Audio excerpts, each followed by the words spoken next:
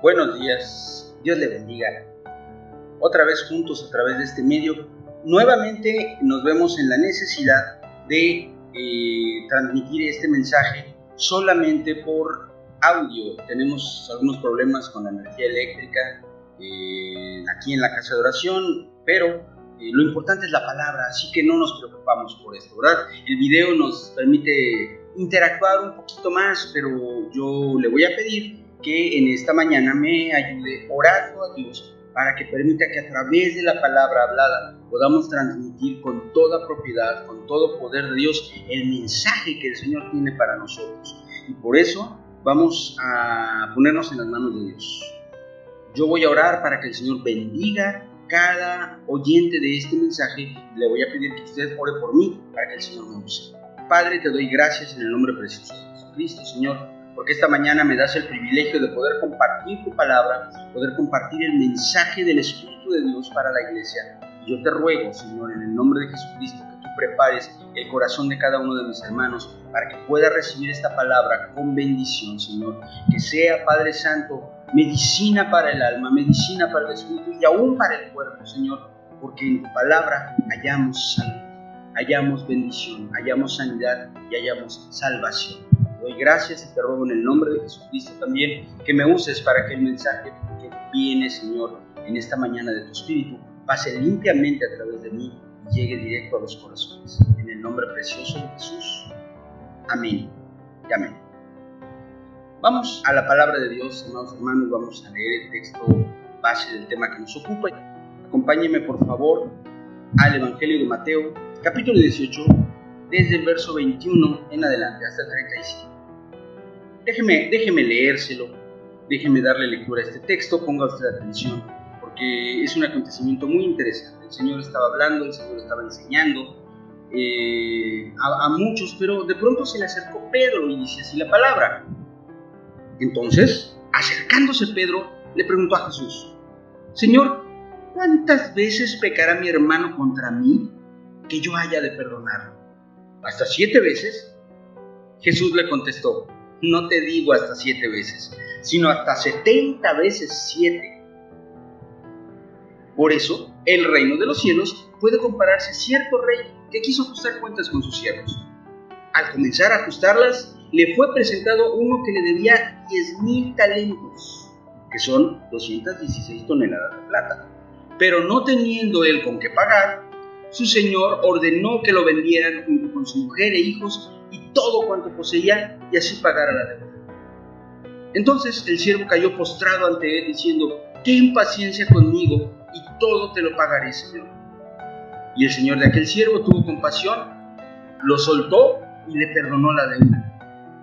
Pero al salir aquel siervo, encontró a uno de sus consiervos que le debía 100 denarios, o sea, el salario de 100 días, y echándole mano, lo ahogaba diciendo: paga lo que debes.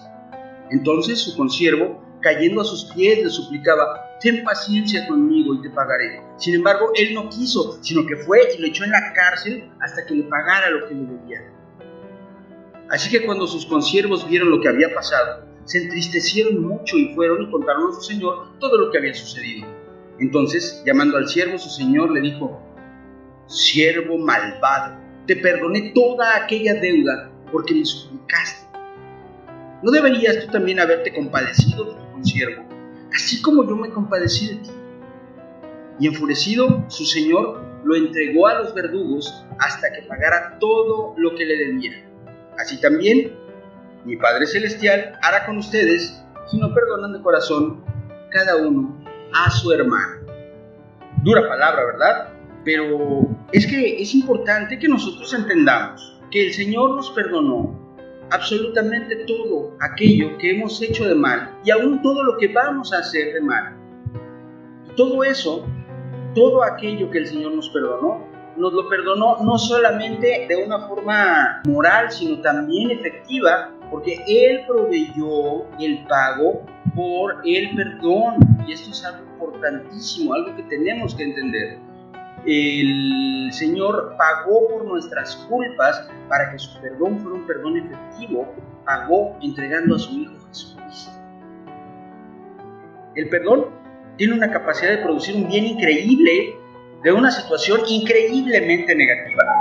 Esto es realmente algo milagroso. Somos más propensos a perdonar cuando entendemos cuán grandes beneficios vienen al hacer. El que sabe de los beneficios del perdonar, anhela perdonar. Sí, así como se lo estoy diciendo. Llega un momento en que anhelamos el perdón. Antes de hablar del perdón, sin embargo, yo quisiera hablar de una palabra que está muy relacionada y que vamos a analizar y que vamos a usar durante esta exposición de la palabra de Dios, pero quiero que la entendamos bien, porque si no entendemos esta palabra, no podemos comprender el perdón. Y esta palabra es el arrepentimiento. Arrepentimiento, arrepentirse. ¿Qué es arrepentirse? Mire, el diccionario nos da una definición que nos va encaminando a lo que queremos entender. El arrepentimiento es contrición, dolor por haber hecho algo. La etimología de la palabra arrepentimiento viene directamente de una palabra que significa dolor o sentido de sufrimiento, porque el que se arrepiente es alguien a quien le duele haber hecho algo que hizo. Pero la palabra arrepentimiento es algo muy profundo, muy interesante. Y voy a hacer un pequeño paréntesis con respecto a esto, porque quiero que entendamos la palabra, porque aparece en la Biblia varias veces. Usted la ha leído varias veces en la Biblia y yo quiero aclararle que hay un problema con la traducción en español. En la Biblia usted va a encontrar, sobre todo en el Antiguo Testamento, dos palabras que realmente no significan lo mismo y que fueron traducidas indistintamente en la versión de Reina y Valera como arrepentimiento, que son una palabra nasham o naham, quiere decir cambio de parecer, cambio de idea, liberación de una carga, desembarazarse de un peso.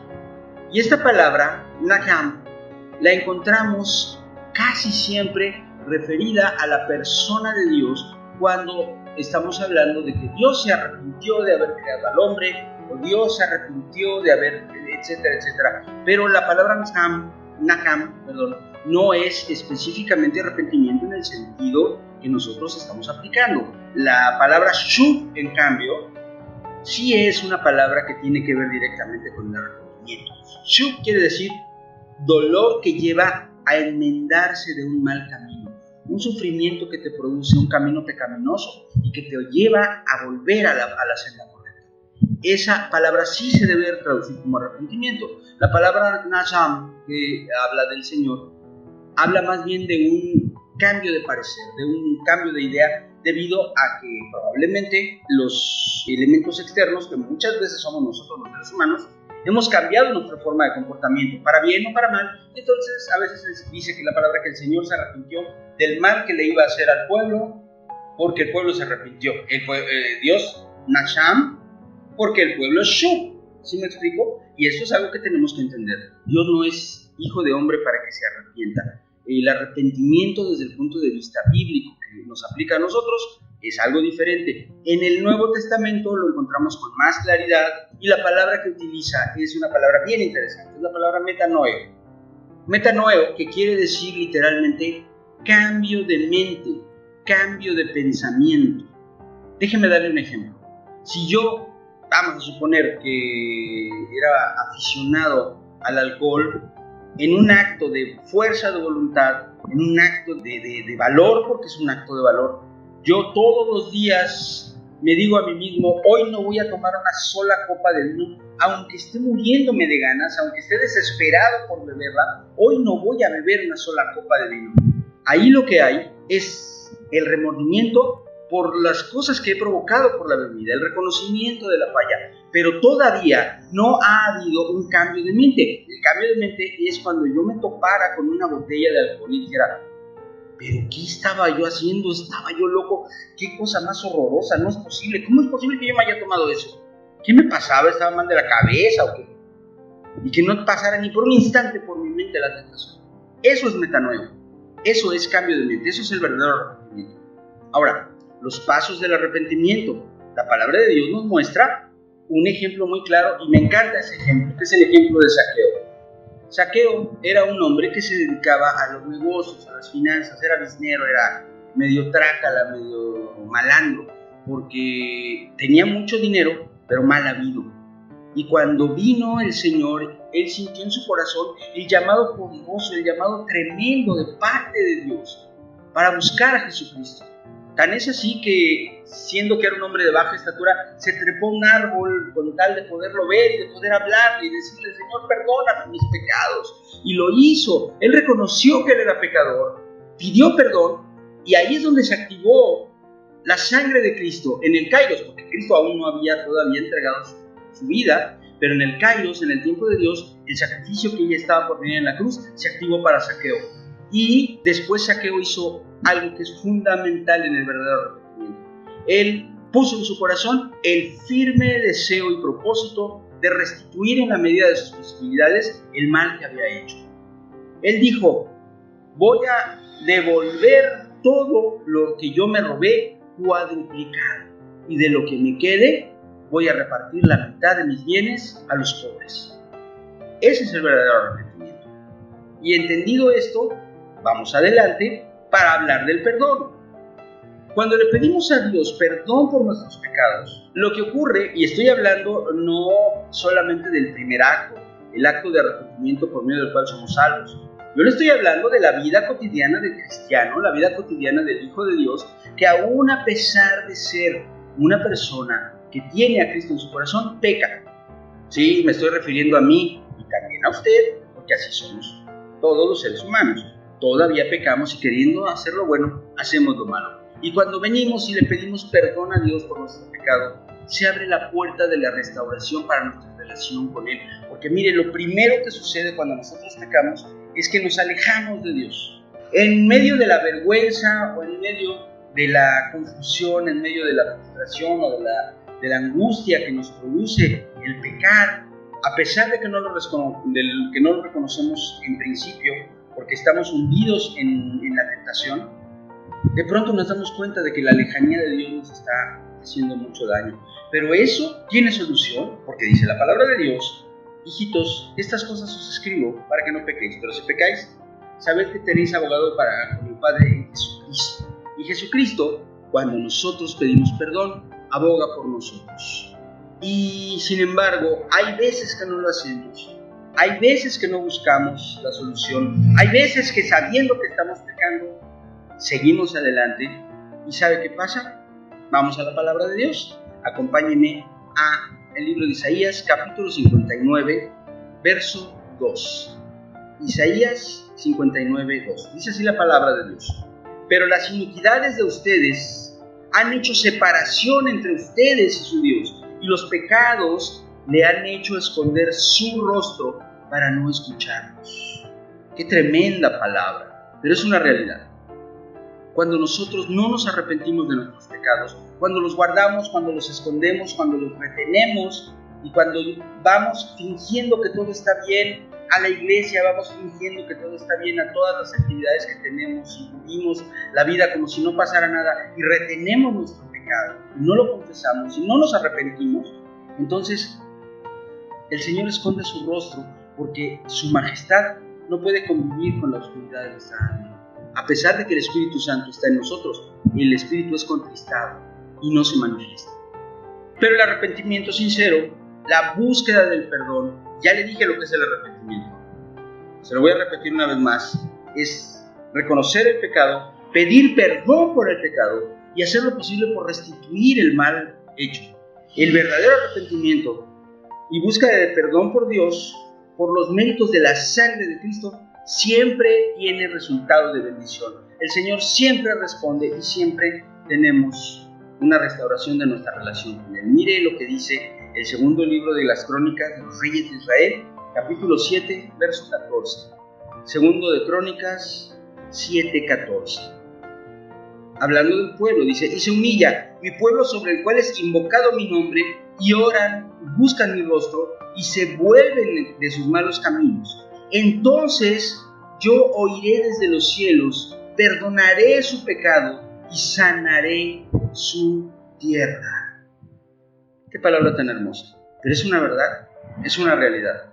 Entonces, para cerrar este primer punto, quiero que entendamos que antes de poder buscar cualquier bendición espiritual, antes de poder buscar cualquier milagro, antes de poder buscar cualquier respuesta de Dios, tenemos que ponernos a cuentas con el Señor. Tenemos que ponernos a cuentas con Él y decirle: Señor, perdóname. Dile ahí donde estás, si tienes en tu mente un pecado, si en este momento tienes en tu corazón un pecado que has cometido y que no le has confesado a Dios, dile: Señor, perdóname. Y tras ese perdón, piensa qué tienes que hacer para poder restituir el mal que provocaste, porque ese es el verdadero arrepentimiento. Y vamos adelante. La palabra de Dios es tremenda porque nos habla de ser perdonados, pero también nos habla de perdonar.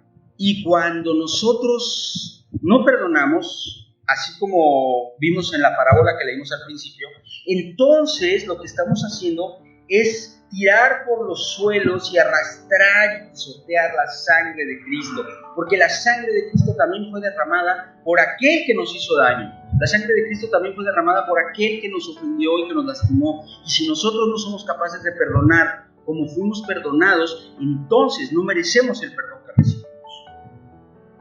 Cuando nosotros somos perdonados, Dios tiene la expectativa de que nosotros perdonemos como Él nos perdonó. Mire lo que dice el Señor en la carta a los Efesios, capítulo 4, verso 32. Sean más bien amables unos con otros, misericordiosos, perdonándose unos a otros, así como también Dios los perdonó en Cristo. ¿Se da cuenta? Es una palabra clara y concreta. Nos está hablando de la forma en la que debemos actuar entre nosotros como hermanos, entre nosotros como familia, entre nosotros como semejantes. Cuando perdonamos a los que nos ofenden, Dios es glorificado y nuestra relación se fortalece con Él. Pero cuando no lo hacemos, obstaculizamos nuestra relación con Dios. Y créame, esto se transfiere del Antiguo al Nuevo Testamento. Vaya conmigo a Marcos 11:25. Fíjese qué instrucción tan tremenda de parte de Dios. Y cuando estén orando, perdonen si tienen algo contra alguien, para que también su Padre que está en los cielos les perdone a ustedes sus transgresiones. Pero si ustedes no perdonan, tampoco su Padre que está en los cielos perdonará sus transgresiones. Así de claro. Mientras nosotros no estemos dispuestos a perdonar, no vamos a ser limpios de nuestro propio pecado, de nuestra propia carga. Y entonces nuestra vida espiritual se va a ver afectada y lastimada. Porque cuando perdonamos a los que nos ofenden, Dios se glorifica y nuestra relación se fortalece con Él. Mire el ejemplo de Job. Mire el ejemplo de este hombre. Vaya conmigo a Job 42, del 7 al 10. Después que el Señor habló estas palabras a Job, el Señor dijo a Elifaz, el temanita: se ha encendido mi ira contra ti y contra tus dos amigos, porque no han hablado de mí lo que es recto, como mi siervo Job. Ahora pues, tomen 7 novillos y 7 carneros, vayan a mi siervo Job y ofrezcan holocausto por ustedes. Y mi siervo Job orará por ustedes, porque ciertamente a él escucharé para no hacer con ustedes conforme a su insensatez, porque no han hablado de mí lo que es recto, como mi siervo Job. Y Elifaz el temanita, y Bildad el suita, y Sofar el naamatita fueron e hicieron tal como el Señor les había dicho. Y el Señor aceptó a Job, y el Señor restauró el bienestar de Job cuando éste oró por sus amigos, y el Señor aumentó al doble todo lo que Job había poseído. Si usted conoce el libro de Job, seguramente lo conoce, sabe que estos hombres, lejos de consolar a Job en su enfermedad, en su dolor, en su profundísima y terrible tristeza, al haber perdido a sus hijos y haber perdido todos sus bienes y aún su salud, lo fueron a atormentar, culpándolo de pecado, hablándole de cosas terribles, no conforme a la misericordia de Dios, sino conforme a un juicio humano tremendo. Y Job, sin embargo, perdonándolos, oró por ellos. Y ellos recibieron bendición, y Job, en el momento en el que oró por aquellos que lo habían ofendido, fue bendecido, fue restaurado y le fue devuelta su bendición. El perdón trae libertad. Usted ya lo vio en el texto que leímos. El siervo que tenía una tremenda deuda y que estaba destinado a ser encarcelado por la deuda, a ser vendido como esclavo con toda su familia para pagar esa inmensa deuda, fue libre por causa del perdón, porque él se acercó a su Señor y le pidió que le perdonara. Ya lo que él hizo después fue tremendo, pero de eso ya hablamos. Lo que yo quiero que usted entienda es que Dios es justo y misericordioso para perdonar. Y cuando nosotros perdonamos, no solamente estamos liberando a aquel que perdonamos, también nos estamos liberando nosotros, porque ya no estamos sujetos al resentimiento y a la amargura que nos atormentan por causa de la falta de perdón. Ahí en el verso 34 del texto que leímos, en Mateo 18, en el verso 34, cheque usted lo que dice. Fíjese nada más esta palabra tan clara, tan precisa. Dice, y enfurecido su señor, lo entregó a los verdugos hasta que pagara todo lo que debía. Qué palabra tan tremenda, ¿no? Somos atormentados por la falta de perdón.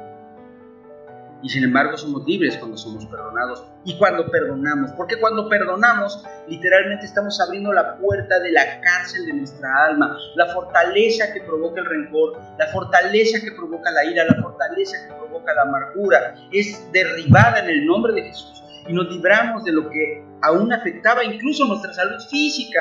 Hay enfermedades físicas que tienen como origen nuestro estrés, nuestra desesperación, nuestra constante angustia, porque no somos capaces de perdonar, nos sentimos amargados, nos sentimos asfixiados. Pero el perdonar y ser perdonados nos hace libres. El perdón trae gozo, paz, esperanza para un futuro mejor. Dice la palabra de Dios en Hebreos 12:15. Cuídense de que nadie deje de alcanzar la gracia de Dios, de que ninguna raíz de amargura brotando cause dificultades y por ella muchos sean contaminados. La contaminación de la amargura se expande, la contaminación de la amargura se riega y es algo terrible, terrible. La falta de perdón trae resentimiento y este se convierte en amargura, y la amargura es tan tremenda y tan grave que manipula las acciones de las personas. A veces nosotros actuamos de una forma incorrecta con quien no la debe, a veces dañamos a nuestras familias, a veces afectamos nuestros negocios, a veces incluso dañamos la obra de Dios porque hay resentimiento en nuestro corazón. Es un argumento imposible de sostener el decir, no, es que yo no siento perdonar. No se sostiene. Y le voy a decir por qué. Porque usted nunca va a sentir perdonar si no ha perdonado. Usted tiene que perdonar por fe. Usted tiene que creerle a Dios que Dios quiere que usted perdone y que Dios va a transformar su corazón para que al perdonar usted, en ese momento usted sea sanado de la amargura que está sobre su vida. La amargura es tierra fértil para las obras de la carne. Ya sabe usted, iras, contiendas, divisiones, fornicaciones, mentiras, adulterios, borracheras. Puedo seguir con la lista. Las obras de la carne muchas veces son el fruto que da a luz una raíz de amargura en el corazón. Y son lo contrario al fruto del Espíritu. Y el fruto del Espíritu no es algo que nosotros vayamos a entregar nada más, porque nosotros lo disfrutamos enormemente. Es maravilloso vivir con gozo, paz, paciencia, mansedumbre, bondad, benignidad, fe, amor. Es una vida llena de paz, llena de calma, llena de gozo. Yo no entiendo por qué muchas veces nuestros corazones se empeñan en seguir hundidos en la oscuridad, hundidos en la tristeza, hundidos en la amargura, y le damos vueltas y vueltas y vueltas al asunto de aquel que nos dañó, de aquel que nos dijo cosas terribles, de aquel que hizo cosas tremendas en nuestra contra, cuando tal vez esa persona ya ni siquiera se acuerda de nosotros. A veces nuestro peor enemigo ni siquiera se acuerda de que existimos, porque solamente está en nuestra mente.